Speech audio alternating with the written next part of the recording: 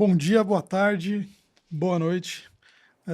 Estamos aqui em mais um Abotscast.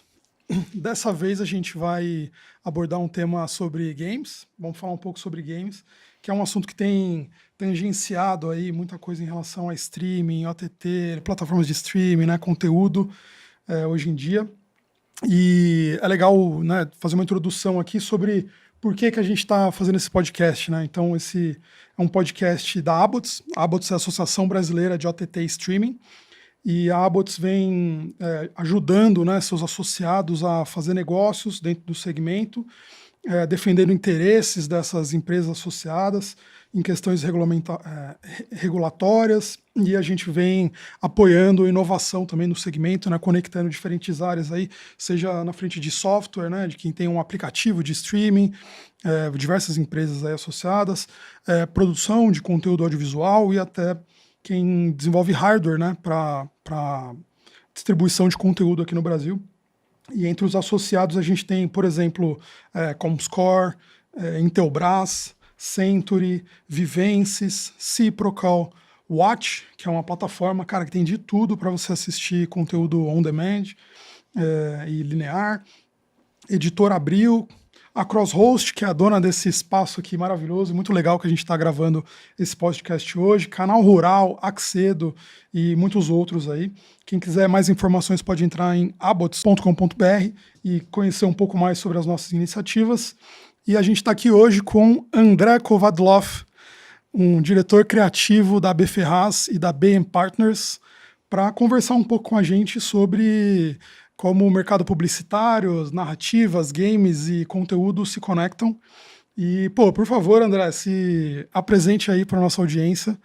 E, é uma honra enorme ter você aqui.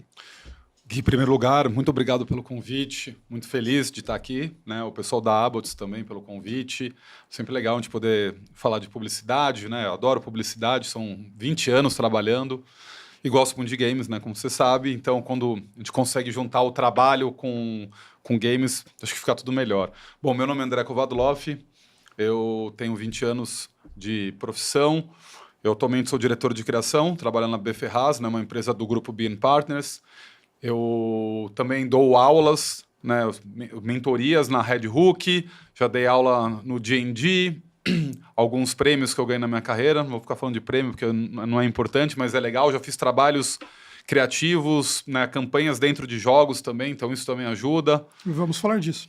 E também vamos falar sobre isso. Então esse é um pouquinho... e tem um canal também de games, tá um pouquinho parado, junto com o irmão da minha vida, o Vitão, se estiver vendo aí, beijo Vitão. Tá parado por conta de coisas da vida que a gente, né, muito trabalho, muita coisa, mas uma hora a gente volta. Então, enfim, games é uma das paixões também. Legal, legal. Então, cara, vamos se aprofundar um pouco mais nessa história. Como é que é essa sua relação pessoal com jogos, né? Tipo, o que te impactou, o que te influenciou criativamente até também. Então, me conta um pouco mais como é que começa essa relação e o que te cara, tocou de forma diferente assim nesse mundo de games. Cara, pensando assim, lá nos meados dos anos 80, a gente vai longe, né, velho? Entregou a idade. Entreguei a idade. Apesar que a minha cutis está boa, já tenho uma certa idade. Cara, no final dos anos 80 eu tinha um amigo que ele tinha um vizinho de rua, que ele tinha um Atari, então a gente ia pra casa dele ficar jogando Atari, né? Ali acho que foi a introdução. E meu primeiro videogame que eu ganhei é um Dynavision. Jogava, não sei se você lembra do Dynavision. Sei qual é. Então foi final dos anos 80, ali com os anos 90, eu tinha por volta de 8 anos.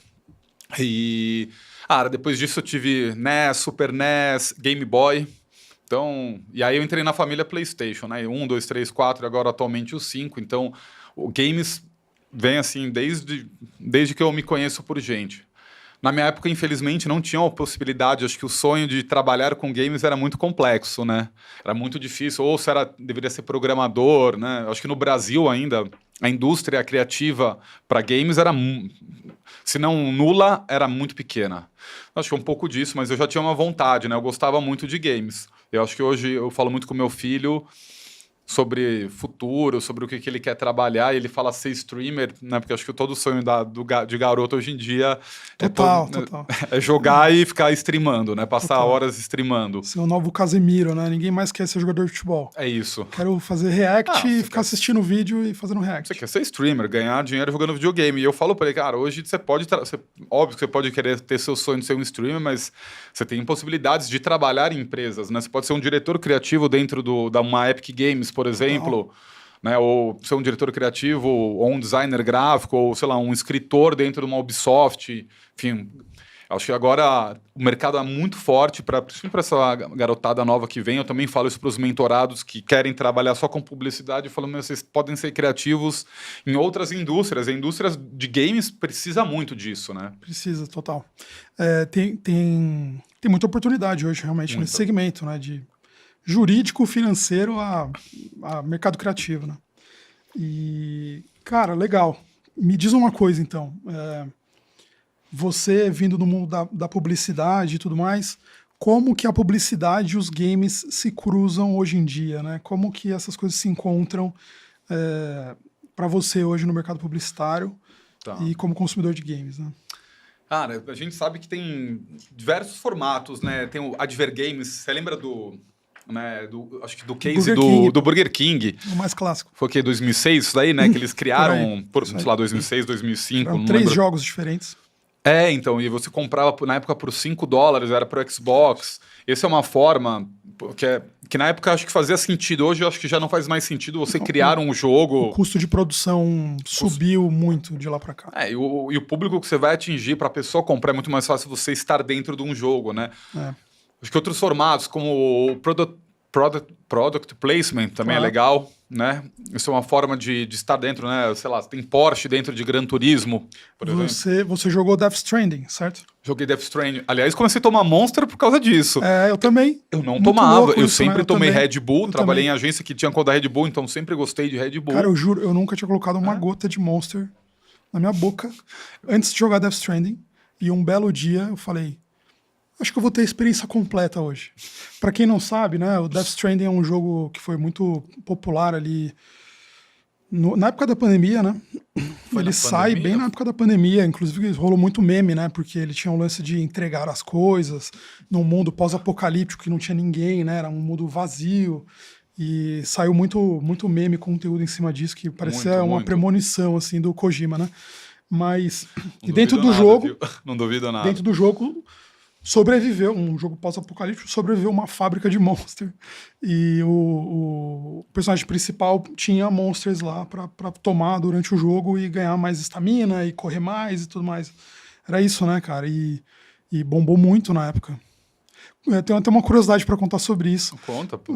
Quando eu tava trabalhando com PUBG Mobile, eu fiz uma reunião com o pessoal da Monster. E eles me contaram que isso foi da ideia do Kojima, isso não foi pago. Não foi um product graça, placement, foi, tipo, né? Cara, o melhor negócio da história. Super. Foi isso daí. E teve aumento, provavelmente, de venda, né, para eles. Teve, com certeza. Eu lembro na época que eu pesquisei bastante, né, sobre esse assunto e as pessoas falavam mesmo. Eu não fui o único que pensou o que eu pensei, né? Tive muita gente postando em rede social e publicando que, cara, hoje eu vou comprar um Monster para ter experiência completa. E muita gente comprando o seu primeiro Monster por causa de Death Stranding. Olha que demais isso. Impressionante, né? Você vê. E é uma narrativa. Se eu e você fomos, com certeza, muito mais gente. É uma narrativa, né? Não é uma propaganda descarada. Ninguém fala. É uma propaganda, tá lá dentro, mas te gera uma curiosidade. Você fala, deixa eu tomar, né? Não é, na verdade, tem uma coisa legal que você falou. Ele é uma propaganda, mas ele não é uma propaganda que interrompe, que eu acho que esse é o grande ponto que a gente na publicidade discute. Como é que eu converso com as pessoas sem interromper elas? Porque no final do dia ninguém quer ver propaganda, né? Você paga o Spotify para não ter propaganda, você paga a Netflix para não ter propaganda, você paga, né, enfim, essas plataformas para ter o acesso sem propaganda, porque no final do dia ninguém quer ter. Então, quando você tem um produto ali dentro do jogo de uma maneira que está num contexto, não está te interrompendo e faz parte da narrativa, aí é golaço, né? Não tem como dar errado. Total. Esse é um case muito interessante. Porra, muito. Né? Cara, então, assim, quais são as maiores oportunidades para marcas nesse universo de games? Assim, tem outras além de Adver Games? O que você acha que gera valor para uma marca na hora de atuar dentro desse segmento? Acho que é um pouco do que a gente está falando, né? Acho que como que você não interrompe, primeiro, acho que o mais importante é como eu não vou interromper o público, né? Meu público.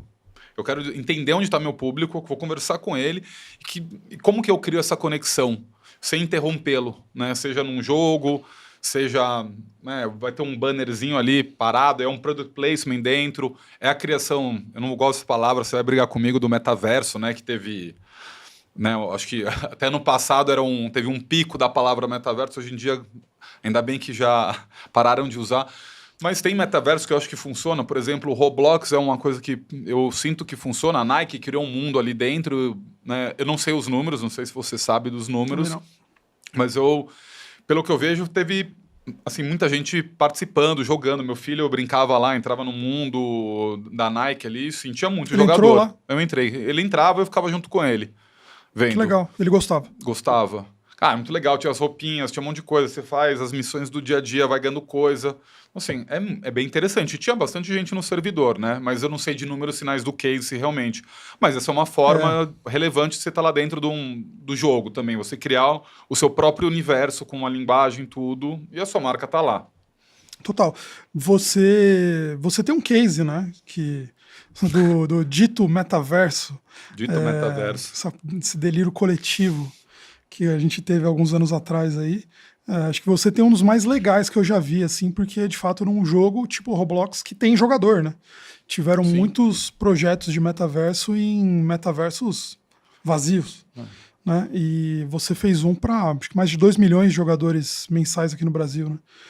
Conta um pouco dessa história, como é que foi fazer esse projeto, como é que você viu os resultados e como é que foi aceito esse projeto aí?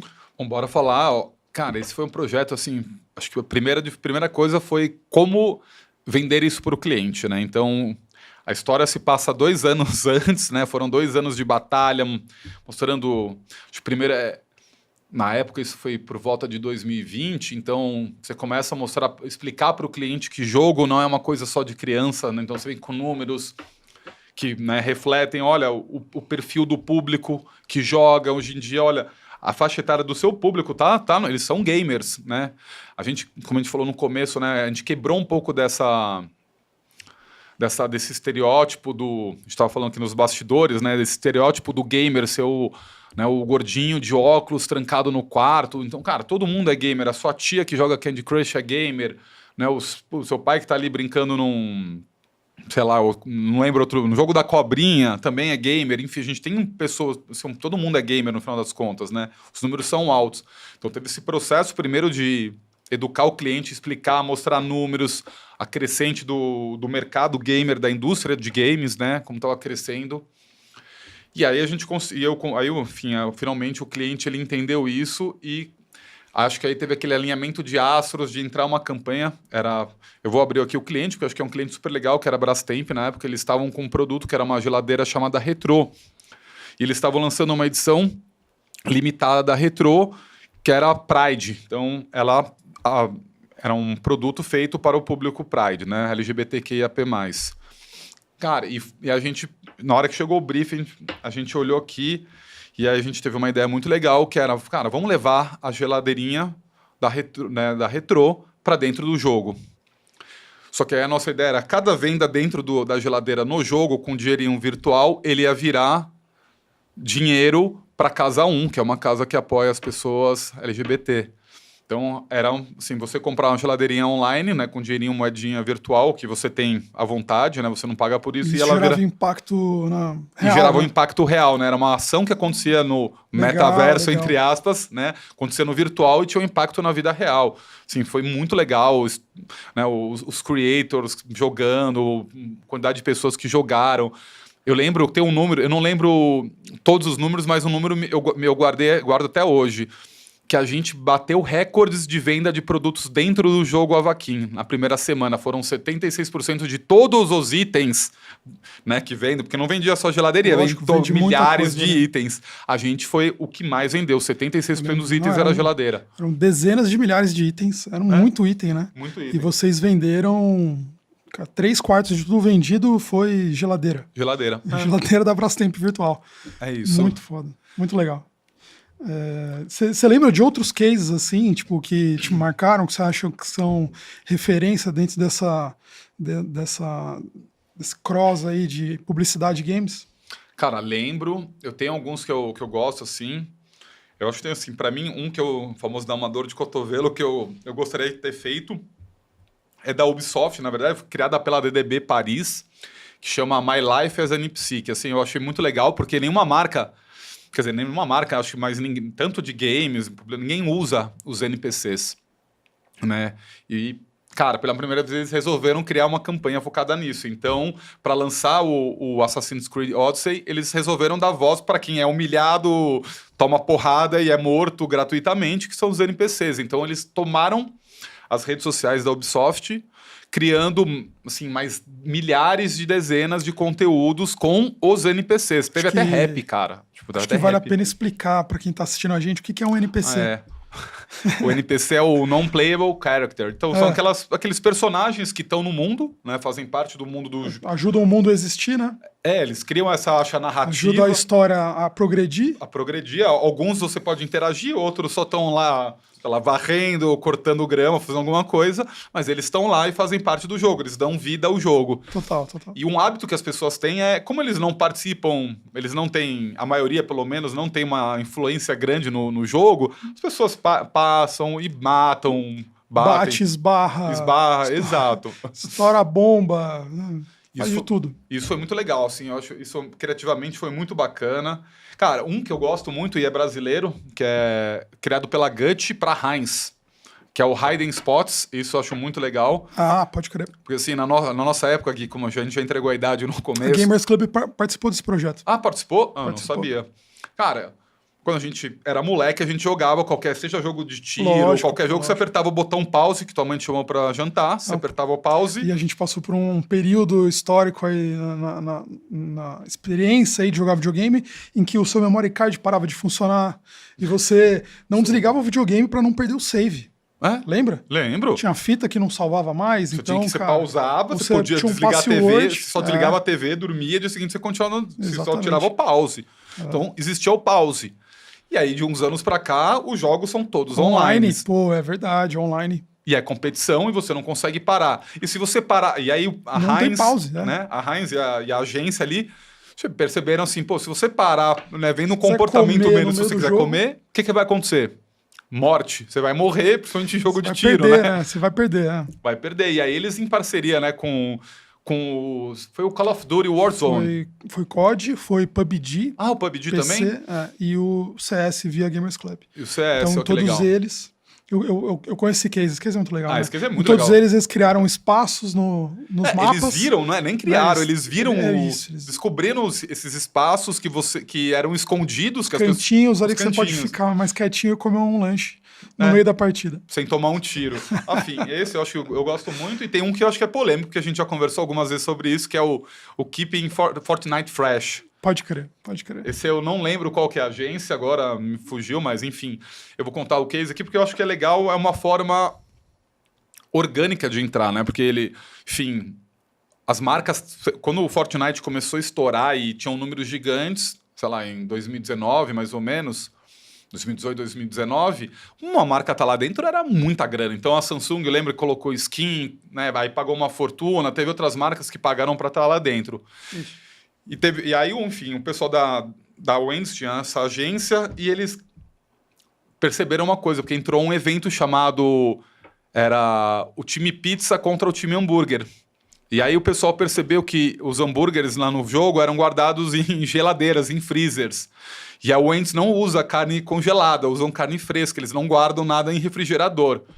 Pô, tá aí os caras tiveram a ideia de... Né, até tem o personagem padrão do jogo é uma menina que você pode colocar uma touquinha vermelha. E você fica igual a marca, né, da Wendy's, que é uma menina com um negocinho vermelho.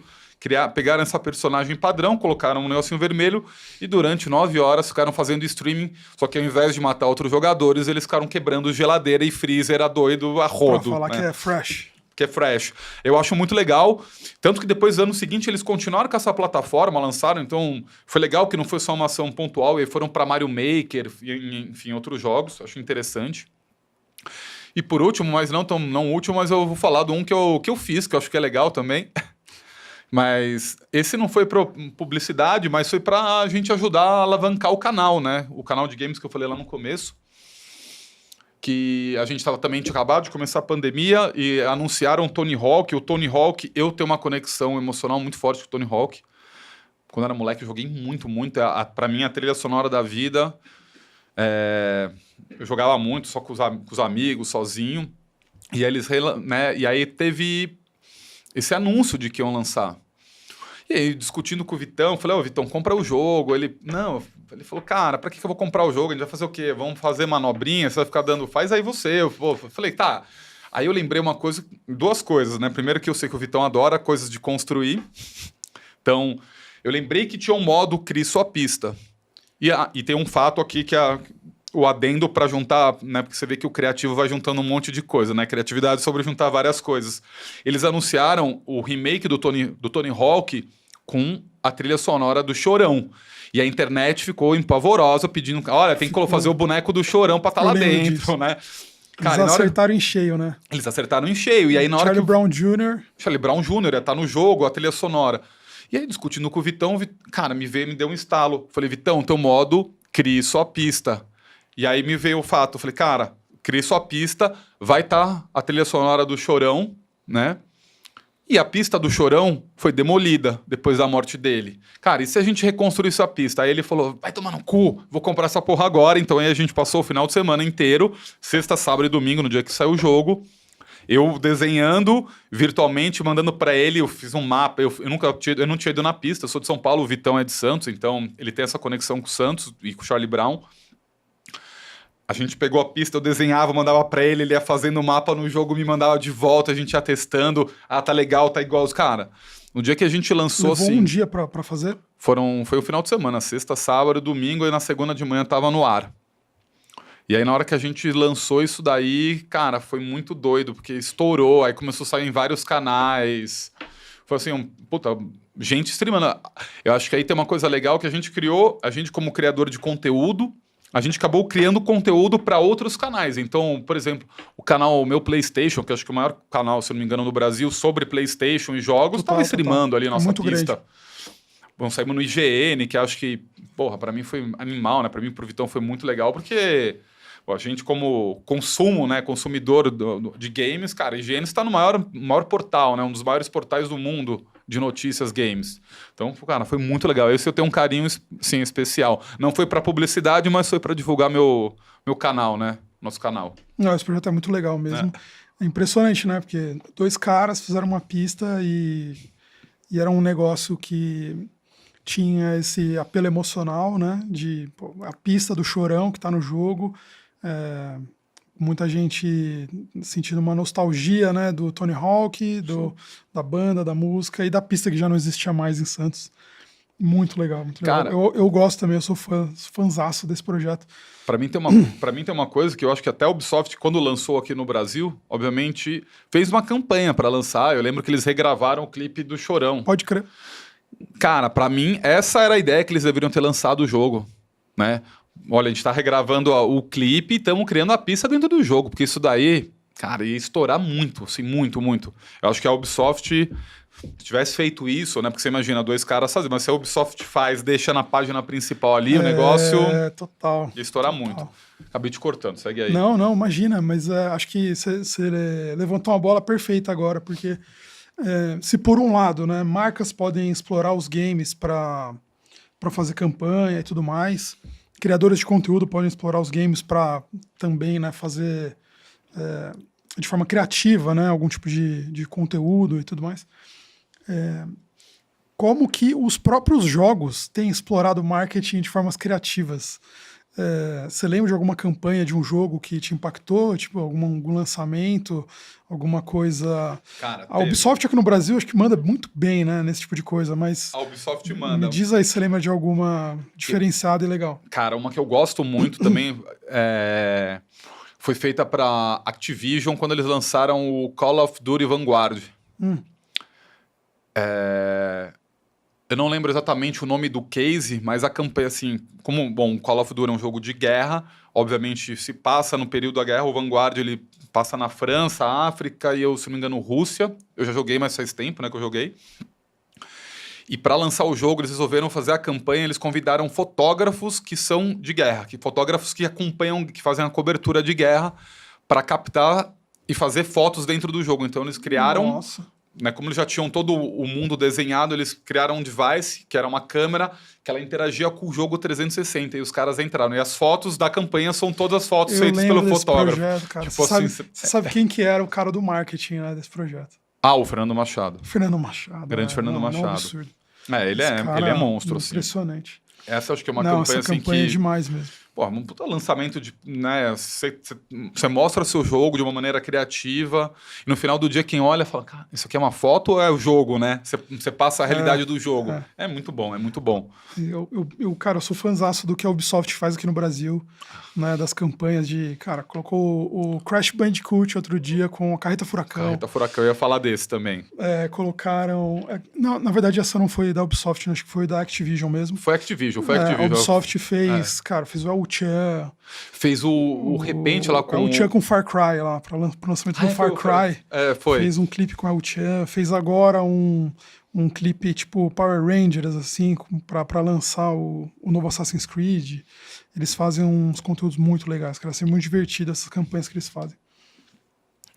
E tem muita oportunidade aí, né? Eu acho que super. Se você conseguir criar conexão, né, com o público, entendendo o contexto do país, né? Porque é muito. Você pensa, o Activision é uma marca, né, gringa.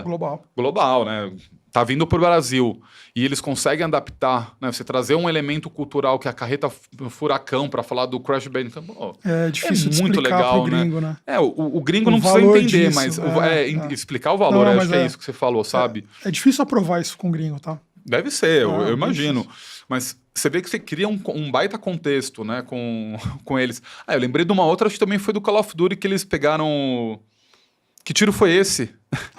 Né? Com a... da Jojo Todinho, se eu não me engano, se me falha a memória, fizeram para também lançar um Call of Duty. Essa eu não vi, não. Cara, é isso, você entrar no contexto, né, fazer parte do contexto onde você tá, do país onde você tá, da comunidade, é isso, não tem como dar errado, né?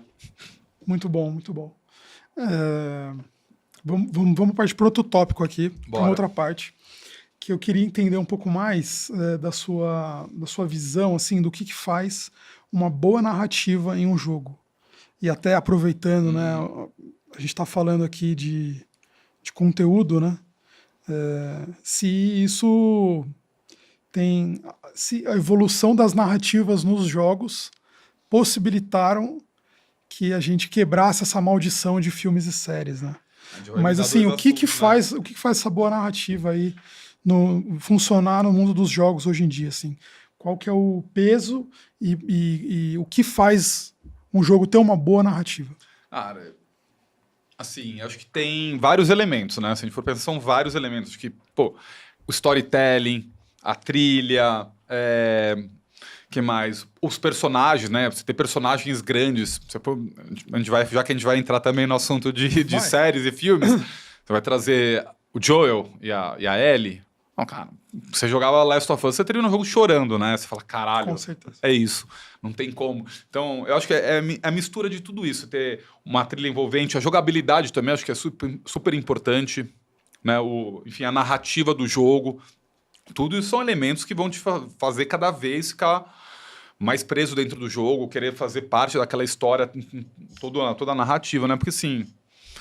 Eu vejo que, obviamente, hoje tem jogos que são mais rápidos, são jogos para você não ficar, né, pensando muito, só senta, se distrai, enfim, e acaba, né, você joga... É um jogo de tiro curto, mas acho que jogos que te prendem, que envolvem toda essa narrativa, são muito legais, cara.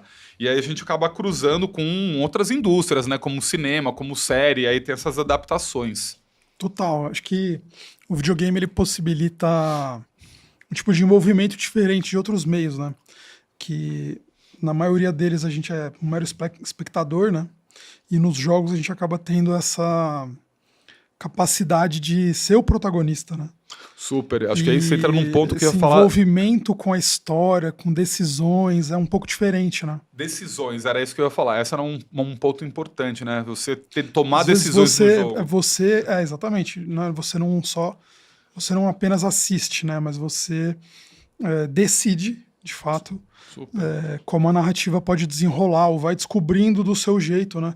Como a narrativa pode desenrolar, né? Tem vários tipos de jogos que exploram isso mais ou menos, né? Super. Tipo, a gente pode ir para os jogos da Quantic Dreams lá, Detroit né? Become Human. Detroit Become Human, Heavy Rain. Heavy Rain, o Beyond Two Souls O Beyond Two Souls também, esse não. e vários outros, né? Que são, cara, filmes que você vai, você decide ali, né? Em formato de videogame. Eu Que tenho é certeza que o meu muito final foi legal. diferente do seu. Total, com certeza. Com Não, certeza. é muita ramificação, né? Em Isso, todos isso é esses legal. jogos. Mas acho que isso é muito diferente, né? E de fato, assim, o videogame evoluiu para um nível de narrativa que não é só a história, mas é também a interpretação, né, cara? Tipo assim, são atores de, tipo, melhor qualidade trabalhando no mundo dos games e entregando atuações fantásticas. Tanto que você vai para premiações, né? Que nem o Game Awards, você tem premiação de atuação, né? Não, tem melhor. Isso. Né, porque por muito tempo foi só uma dublagem, foi só um texto. Super, Né? Não tinha nem voz. Né? Até, sei lá, nos 90 ali era só voz. No começo dos anos 2000, você tinha até a voz de Agora é um mocap completo. Você vai produzir um jogo igual produzir um filme da Marvel, quase, né? Orçamentos milionários e tudo mais. Então, a gente está num nível, né, de tipo craft, de storytelling e atuação que é impressionante. Você vê o Shanua's Sacrifice, Não, que eu não aquela joguei. atuação daquela menina lá é um absurdo, assim, um absurdo. Eu lembro, acho que para mim, acho que o grande ponto assim de virada de atuação foi o Death Stranding, quando você teve o Norman Reedus ali, né? Total. Eu acho que foi esse o turning point. Leia Sedux também, acho que é isso, Era né? Léa, eu não lembro, mas sim Sedu, também. eu não sei Você como tinha diz. atores no jogo, então todo mundo ficou, é como verdade. assim atores?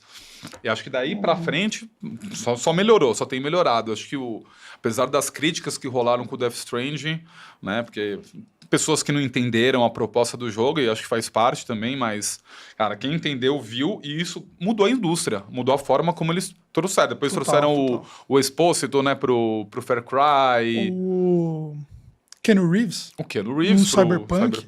E depois qual outro ator que teve, que não vou lembrar. Idris Elba, também no Cyberpunk. Ele saiu Sim. no update lá do Liberty City. Liberty City, E, cara, Keanu Reeves lá tá animal. É isso. Cara, é muito doido você pensar que você pode jogar com um ator. Total. Tipo, é outro mundo, assim. Eu acho que isso aí mudou, como você falou, o craft, mudou o jeito, mudou a indústria. O Indiana Jones também, né? O Indiana Jones eu não joguei ainda, né? É com o Harrison Ford, o jogo.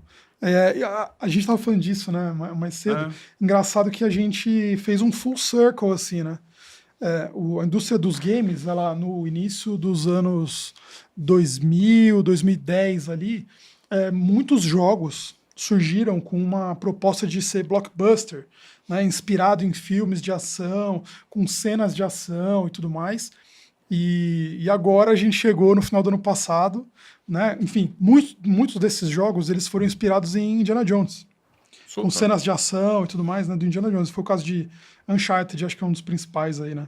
Desse movimento, foi quem o Uncharted 2 e o 1 ali foram os que inauguraram esse movimento aí de narrativas, né, muito bem feitas, com cenas tipo de filme, cinemáticas, né, no meio do jogo.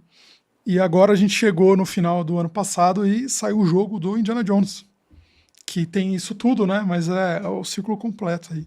da indústria sendo inspirada pelo cinema e agora sai o jogo do filme, que acho que deu origem a esse movimento na indústria também, que é bem legal, bem legal. E, cara, olhando para essa indústria, né, de games e tal, você acha que os games estão se tornando mais mainstream ultimamente? Muito mais. Muito mais? Acho que muito mais mainstream. Antigamente, sei lá, que se eu for no antigamente anos 90, não era pouco, acho que poucas pessoas jogavam, né? Você tinha um número, mas não era um número expressivo. Cara, hoje em dia você vê, o Ronaldo joga, Neymar joga, eu esqueci aquele ator da Globo, que é mais velhinho, que jogou... Antônio Fagundes. O Antônio Fagundes, cara. Sim, você fala, Ana Antônio Maria Fagundes, Braga. Ana Maria Braga também joga. Cara, sim, é mais mainstream, né? Eu acho que, pô, todo mundo tem acesso, entre aspas, mas com muito mais... Todo mundo pode jogar alguma coisa no Todo mundo pode celular, jogar. né? Se a gente for pra Nem que celular... seja Paciência ou Candy Crush, todo mundo joga alguma coisa, né? Eu acho que sim, realmente ficou mais mainstream. Eu acho que a indústria cresceu muito, né? O investimento, como a gente está falando aqui, né? Tanto do craft... são investimentos bilionários, ultrapassou, né, o cinema e a indústria de música, a quantidade de investimento. Não, em receita passou em 2011, se não me engano. Foi em 2011? No acumulado já, tá? Em 2011 passa cinema e música juntos. A indústria de games passa as duas juntas. Mas, e desde então, cara, aumentou a diferença. Mas, então tá mais mainstream. Eu acho Eu que tenho sim. uma impressão de que a indústria de games ela parou um pouco no tempo por conta de PlayStation e Xbox, que apostaram muito nos últimos anos em franquias mais adultas, assim, e não conseguiram ficar trazendo uma audiência jovem para dentro desse universo de games. Mas, por outro lado, realmente, a gente vê a Nintendo crescendo maior do que nunca hoje em dia. E a Nintendo consegue trazer novos jogadores, né, o tempo inteiro. Os celulares trouxeram muita gente para dentro do universo de games, né? E os games, de fato, estão mais mainstream, né, cara? Até filme de jogo de videogame toda hora. Nessa semana tá saindo o filme do Minecraft. Hoje. Hoje, né? Hoje. Vou ver se eu levo o Rafa para assistir. Legal. Ele tá doido para assistir filme. Cara, filme do Minecraft. Filme do Minecraft. Sei lá, né? Tomara que seja bom. Eu espero que sim. Tem o Jack Black, eu gosto dele. Acho ele engraçado. Pelo menos vai ser divertido é isso, o filme. Né? Muitos seriados, né? De jogos. Como a gente tá falando, né? Last of Us, acho que, The Witcher. O que mais? Fallout eu não assisti, mas... Adorei Fallout, cara. Olha... É muito conteúdo, né? É muita coisa para ver. Mas acho que também essa questão do mainstream, óbvio que a gente, desde celular, está falando aqui da Nintendo, né? Eu acho que a Nintendo, ela sempre manteve essa coisa de jogos, o pessoal fala mais infantis, apesar que eles também têm jogos indies. Family friendly. Mas são jogos família, são jogos que você consegue se juntar com 4 ou 6 amigos em casa e jogar todos juntos ao mesmo tempo. Total. Ou com o seu filho pequeno, que é o meu caso, por exemplo. Então, o Léo tem 3 anos, ele não consegue jogar direito, mas o Mario Kart, por exemplo, ele joga. Tem um modo lá que ele acelera sozinho, o carro não cai da pista, e eu dou o controle na mão dele, ele se diverte. É isso. Ele chega em 10º e fala, ganhei, papai, e a gente faz uma festa. É isso. E, cara, não tenho isso numa plataforma da Sony ou do Xbox hoje em dia. Não tem. Simples assim. Não tem jogos. Em casa eu tenho um PlayStation 5, e eu falo, Rafa, você tem um PlayStation 5, você joga Roblox. Isso. Ele tem um PlayStation 5 para jogar Roblox. Ele tem um computador também que ele joga, mas ele tem... Isso é engraçado também, né? A indústria apostou em jogos... hardware, né? Tipo assim, cara... Nossa, em cada vez melhores gráficos, 60 né? FPS, tem uma geração inteira que só joga Roblox. Não, e assim, eu acho que isso do hardware, realmente, eles... Porque... Você lembra como... Eu acho que também o público ficava... mas o gráfico não tá bom... O pessoal reclama de gráfico, mas pra mim é sempre sobre o jogo. É divertido, tá te fazendo, né? Tá cumprindo o papel da diversão, se tá cumprindo, tá ótimo. E o pessoal começou a investir no hardware, começou a fazer cada vez jogos, acho que mais focado num público adulto, né? 18 mais, né? Como você vê o Call of Duty, que joga... Cara, eu tô dentro de um jogo de guerra. Seja God of War, enfim, são os jogos de tiro são, né, em si, sim. jogos para adultos. São jogos para adulto, mas Mas God of assim, War, né? Last of Us são jogos para adulto também, não são jogos para criança. Ah, talvez Homem-Aranha. Assim, Homem-Aranha tem um jogo que meu filho joga, mas, cara, o Roblox eu acho que prende ele de um jeito, é o que a Nintendo faz. E a Nintendo não tem medo de perder.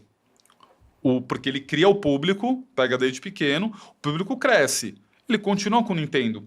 No máximo ele vai comprar um PlayStation, um Xbox para ver, principalmente porque agora tem o Switch, né? O Switch é portátil, então são propostas diferentes. Você pode jogar na tua TV, mas você pode viajar e você não pode viajar com o PlayStation. Eu lembro do meme do menino que rodou na internet que ele tá indo viajar botando o PlayStation dentro da mochila, cai o PlayStation, quebra. Aí você fala, olha lá, o PlayStation 5 não é portátil, você não vai levar ele para longe. O Nintendo tem. E aí, cara, você ficou velho, você cresceu, você ainda joga o Nintendo, você tem um filho. O que você vai fazer? Vou jogar Nintendo com meu filho. Lógico. É isso. Eu acho que é o que você falou. O PlayStation e o Xbox pararam um pouco no tempo. Deixaram de olhar o público. E, enfim, então, talvez matando um pouco a própria indústria. Estão correndo atrás agora, eu acho, né? Astrobot é uma resposta, talvez, a isso, mas foi um hiato aí, um hiato muito grande, né? De mais de 10 anos, eu acho. Muito, porque o último que a gente estava falando era o Little Big Planet. Início do Play 4, talvez. Eu acho que foi Play 4. É isso. Muito bom. E, cara, como é que você vê esse fenômeno agora? Tipo, então... Indústria dos games super estabelecida, com histórias incríveis para serem contadas. Como é que você vê esse surgimento de tantas histórias boas a serem contadas em filmes e séries e, enfim, talvez até outros formatos, em podcast, em outras coisas agora. Como é que você tem visto esse movimento, né, de conteúdos de games de adaptações. Chegando... para cinema e para séries. Eu acho que a gente passou por períodos nebulosos. Né? Eu lembro muito... Eu sou muito fã da franquia Resident Evil. Total. Gosto muito e, cara, as piores adaptações... Eu gosto também de Assassin's Creed bastante, mas, cara, as adaptações de Resident Evil, horríveis. Horríveis. Não acertavam. Acho que os nerds chegaram num nível de produção agora da indústria e eles ajudam as coisas a darem certo, né? O faturamento dos games é tão grande que a galera tem que ouvir quem faz, né? Você lembra antigamente, tipo assim, filme de Dungeons and Dragons? Cara, era terrível. Era terrível. Aquele filme do Mario dos anos 90. Nossa, lembra? Eu lembro. Era terrível, cara. Aquilo era muito cringe, né? Era muito ruim. Era muito ruim. A adaptação do roteiro, da história. Era meio que um licenciamento sendo extremamente mal aproveitado. Não ouvia ninguém envolvido no IP, né? Na propriedade intelectual, ninguém da propriedade intelectual estava envolvido diretamente, parece, né? Sim. Parece que feito à parte, é isso? Exatamente. É feito completamente alheio ao que é a propriedade intelectual, né? Era assim, né? Até um tempo atrás. Até um tempo atrás, E a maldição foi quebrada. Pô, ainda bem, né? Cara, como é que você vê esse movimento? Você acha que não vai parar mais? Cara, acho que agora é só pra frente, né? Porque, como a gente tava falando, veio tanta coisa ruim, eu acho que as pessoas... O fã, né? O cara que joga, que quer ver a adaptação, que quer ver o que ele joga, seja numa tela grande no cinema ou quer ver na televisão, ele quer ver um conteúdo que seja fiel, né? Ou que seja fiel à história, que vai reproduzir exatamente igual como a gente vê Last of Us, que reproduziu exatamente o que é o jogo, ou que seja uma adaptação muito bem feita, né? Como você vê o Mario, o caso do filme do Super Mario. Ele não é uma história inspirada no jogo, em um jogo específico, mas ele traz todo o universo, gimmicks, signos, códigos, piadas, para que, cara, quem jogou entende e, cara, quem não jogou vai gostar do mesmo jeito. Vai entendeu? gostar do mesmo jeito, exatamente. Eu acho que sim. Agora, daqui pra frente, não erram mais. Talvez ainda venha um outro que errem, né? Mas Borderlands. Você viu o filme do Borderlands? Não vi. É um fiasco. Então já não vou ver.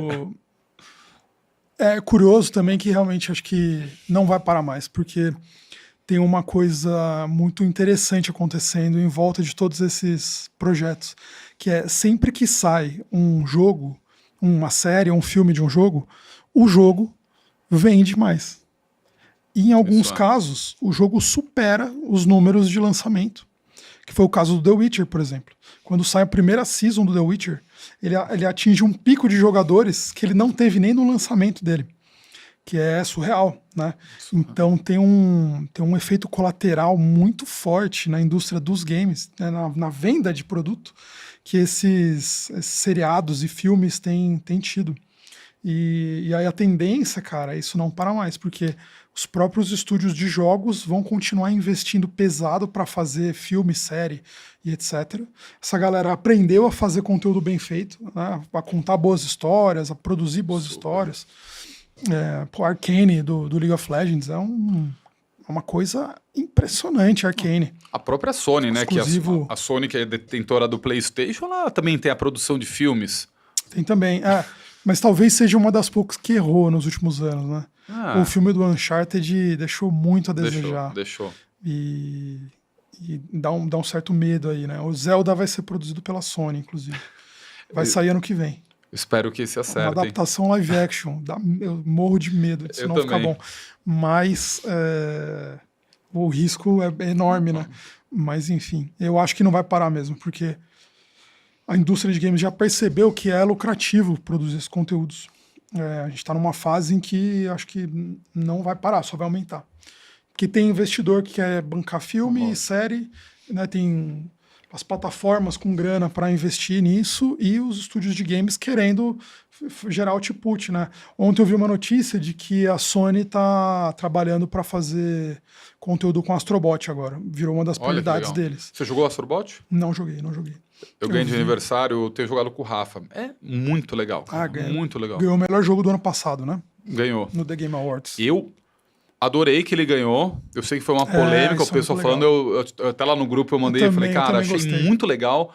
E que sai um pouco do padrão dos jogos sempre ganhar. Um jogo família, para as pessoas jogarem. Você pode jogar com família, com amigo, mas sai um pouco do padrão, que ou é Sekiro, ou é, sei lá, Baldur's Gate, tá tudo assim. Total, não sejam jogos ruins, sabe? Mas eu acho que, cara, você premiar outros gêneros de jogos, cara, é muito legal isso. Concordo. Movimenta a indústria criativa, criativa de jogos, né? Acho que dá esse movimento para eles quererem investir nesse tipo de jogo, que é uma coisa que talvez a Sony, né, como a gente falou um pouco antes, eles pararam com isso. Então, se ganha um prêmio, olha, a gente tem um nicho aqui, tem um lugar para a gente explorar e que pode ser rentável, né? Porque no final do dia eles querem ganhar dinheiro. E a indústria tem falhado um pouco também na hora de se reinventar ultimamente, né? A gente não tem visto muitas novas IPs, né? E a Astrobot é uma relativamente nova, né? Que deu certo. Então, pô, eles vão double down, acho que eles vão, né, dobrar a aposta em cima disso. Né? Acho que até por algumas coisas que a gente falou hoje aqui, né? É uma IP que consegue trazer um novo público mais jovem, né? Consegue introduzir PlayStation para um público mais jovem. Tem esse potencial enorme de tanto brincar com o universo Sony, né? Que é o que você vê dentro do jogo, né? Fazendo bonequinho de vários personagens e tudo mais. Cara, se eles quiserem, isso daí vai vender boneco, vai vender... vai virar série. Funko Pop. Funko Pop, dá para eles fazerem 200 versões diferentes. Super. E virar série, filme, o que eles quiserem. Né? Muito forte. Muito. Forte. E, pô, muito bom. Acho que a gente pode caminhar para um encerramento aqui. Me diz uma coisa onde as pessoas podem acompanhar um pouco do seu trabalho, um pouco de você aí. Fala aí seu LinkedIn, Instagram. Meu LinkedIn é meu nome, André Kovaduloff. E acho que vai estar na descrição do vídeo aí. Vai rolar porque... então eu vou apontar aqui embaixo, não sei se vai rolar aqui embaixo, mas apontando. E meu Instagram também é André Kovaduloff, pode me seguir, lá eu posto alguns conteúdos, posto coisas de moto que eu gosto, posto também de games, enfim, às vezes coisas de trabalho também. Mas LinkedIn e Instagram, tô aí. Legal. Cara, antes de encerrar ainda, você tem alguma... previsão para o futuro dos games ou um desejo dessa indústria e da junção dela com a publicidade? Cara, previsão não, porque eu acho que isso é muito muito difícil dar uma previsão, né? Mas assim, eu acho, cara, agora com AI chegando, né, não agora, né, mas agora com força. Eu acho que a AI vai ajudar muito a impulsionar, seja a criação de conteúdos, de games, isso vai provavelmente acelerar a indústria e a forma como ela trabalha com os jogos. Total. Eu acho que um desejo que eu tenho é que a indústria olhe para o Astrobot e faça jogos mais curtos, mais divertidos e né, gostosos de jogar, sem precisar ser megalomaníaco, assim, sem criar um Assassin's Creed de 100 horas de gameplay, um Valhalla da vida, né? A gente não precisa mais disso. Eu não tenho mais tempo. Cara, então, por favor, indústria dos games, eu suplico, parem de fazer jogos com mais de 100 horas. Eu acho que eu tô nesse seu desejo também. Jogos longos, cara, ninguém quer. Às vezes você só quer jogar um jogo com uma história legal, mas que perca 10 horas da sua vida. Você não precisa perder 120 horas e né, não completar um jogo. Ninguém quer isso. Total. E... beleza, cara. Eu queria te agradecer por estar aqui. Foi um prazer enorme te receber e trocar essa ideia. E, pô, acho que é sempre bom falar de games, ainda mais com gente como você, que entende tanto dessa indústria de games e de publicidade. Obrigadão, André. Pô, obrigado, Gui, pessoal da Bot. Sempre bom estar aqui falando de games, falando de publicidade. Um assunto que a gente gosta é sempre legal, né? Mas é isso. Muito obrigado pelo convite. Espero poder voltar algum outro dia para a gente poder falar um pouco mais de games, de publicidade e de outras coisas da vida também. Beleza. Então é isso. Obrigado, pessoal. Sigam o canal, deixem um like aí. E muito obrigado para quem ficou até o final e acompanhou esse papo aqui super legal.